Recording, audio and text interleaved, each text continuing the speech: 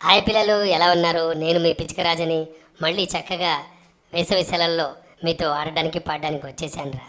ఒక మంచి కథతో వచ్చాను. ఆ కథలో నీతి ఏంటో తెలుసుకోవాలంటే కథ మొదలు పెడదాం. ఓకేనా పిల్లలు? గట్టిగా చప్పట్లు కొట్టండి. చప్పట్లు కొట్టేశారు కదా, థ్యాంక్ యూ సో మచ్. మరి కథలోకి వెళ్ళిపోదామా?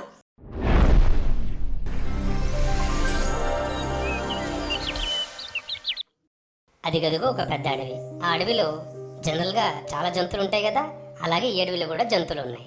చాలా బిజీగా ఆడుకుంటున్నాయి. కోతులు, జింకలు, పక్షులు ఇలా తమ తమ పనుల్లో చాలా బిజీగా ఉండి చాలా సంతోషంగా ఉన్నాయి. ఆ అడవిలో ఒకరోజు ఉదయం హఠాత్తుగా ఒక విచిత్రమైన సంఘటన జరిగింది.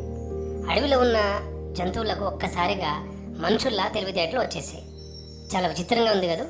అడవిలో జంతువులన్నీ ఒక్కసారిగా మనుషుల్లాగా తెలివితేటలు వచ్చేసాయంటే మొదటి రోజు అందరూ చాలా సంతోషపడ్డారు. చూసావా, మేమంతా మనుషుల్లా మారిపోయాం, మనుషులకున్న తెలివితేటలు మాకు వచ్చేసాయి అని చెప్పి చాలా సంతోషపడ్డాయి. కోతులు చెట్లపై కూర్చొని ప్లాన్లు చేయడం మొదలుపెట్టాయి. నక్కలు రకరకాల ప్లాన్లు ఆలోచించాయి. ఏనుగులు తమ నిర్ణయాలు తీసుకోవడం మొదలుపెట్టాయి. కానీ కొద్దిసేపటికే అసలు సమస్య మొదలైంది. ఈ చెట్టు నాది అని కోతి అరవడం ప్రారంభించింది. చూసారా పిల్లలు, మనుషులకి ఎంత స్వార్థం ఉంటుందో జంతువులకి ఇక్కడ స్వార్థం లేదు. కానీ జంతువులు ఎప్పుడైతే మనుషుల్లా మారిపోయారో వాళ్ళకు కూడా స్వార్థం తయారైంది. అందుకే ఈ చెట్ల గురించి పోట్లాట మొదలైంది. ఈ నీళ్లు మా వాళ్ళకు సంబంధించింది అని ఒక జింక గొడవ పడుతుంది. పక్షులు కూడా ఇలా తగాదాలు పెట్టుకున్నాయి. ఈ కాయ నాది, ఈ చెట్టు నాది అంటూ ఇలా జంతువులన్నీ గొడవ పడటం మొదలుపెట్టాయి. ఆ గొడవ చాలా పెద్ద గొడవగా అడవి మొత్తం గోలగా మారిపోయింది. అక్కడే ఒక చిన్న తాబేలు ఉండేది. అది నెమ్మదిగా అన్నీ గమనిస్తూ ఉంది. కొద్దిసేపటి తర్వాత ఆ జంతువులందరికీ ఒక్కొక్కరిగా ఆ తెలివి కాస్త మాయమైతూ ఉంది.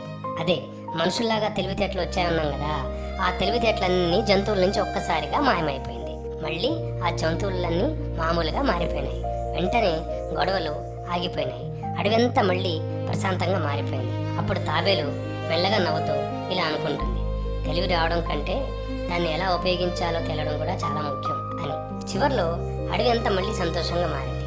కానీ ఆ రోజు జరిగిన సంఘటన అందరికీ గుణపాఠం నేర్పింది.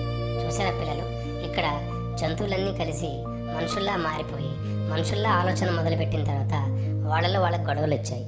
అదిరా పిల్లలు, ఇందులో నీతి ఏమిటంటే మనుషులకు ఉన్నటువంటి స్వార్థం, మనుషులకు ఉన్నటువంటి ఆ ఆలోచన, దుర్మార్గపు ఆలోచనలు జంతువులకి రావు అని చెప్పి ఈ జంతువులు నిరూపించాయి. కాబట్టి పిల్లలు, ఇక్కడ ఇంకొక నీతి ఏంటంటే తెలివి ఉండడం గొప్పది కాదు, దాన్ని సరిగ్గా ఉపయోగించుకోలేకపోతే అవన్నీ సమస్యలుగా మారుతాయి. ఓకేనా పిల్లలు? మరొక మంచి ఎపిసోడ్తో, మరొక మంచి విషయంతో మళ్ళీ కలుద్దాం. అంతవరకు stay tune to the sparrow TV. Take care, by by, love you.